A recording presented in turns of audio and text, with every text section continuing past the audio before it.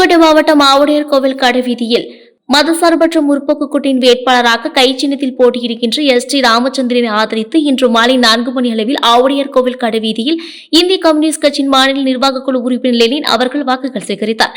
இந்த நிகழ்ச்சிக்கு ஆவுடையார் கோவில் ஒன்றிய செயலாளர் பழனிக்குமார் தலைமை தாங்கினார்.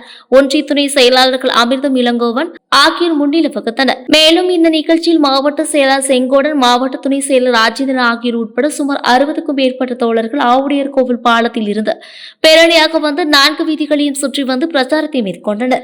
இருக்கிற இந்த தொகுதிகளில் 33% இடஒதுக்கீட்டை ஏன் அளிக்க கூடாது என்று கேட்டால் நீண்ட மௌனத்தை தான் அவர்கள் காத்தார்கள். திடீரென்று 5 மாநிலங்களில் தேர்தல். என்ன நினைத்தாரோ தெரியவில்லை அமித்ஷா, என்ன நினைத்தாரோ மோடி தெரியவில்லை. இப்போது மீண்டும் தொகுதி மறுவரையோடு சேர்ந்து இந்த பெண்களுக்கான இடஒதுக்கீடு, சட்டமன்ற நாடாளுமன்றங்களில் 33% இடஒதுக்கீடு என்று வருகிறார்.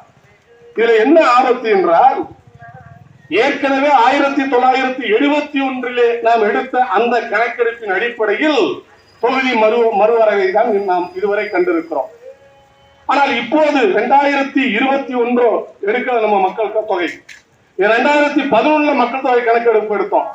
அந்த மக்கள் தொகை அடிப்படையில் தொகுதி மறுவரை என்று வருகிற போது தமிழ்நாட்டுக்கு நியாயமாக கிடைக்க வேண்டிய தொகுதிகள் கிடைக்காது, தென் மாநிலங்களுக்கு கிடைக்காது. பெண்கள் அதிகாரம் அளித்தல், பெண்களுக்கு இடஒதுக்கீடு என்கிற பெயரில் ஒட்டுமொத்த தென்னிந்தியாவை சமக்குழிக்கு அனுப்புகிற ஒரு மோசமான சதி திட்டம்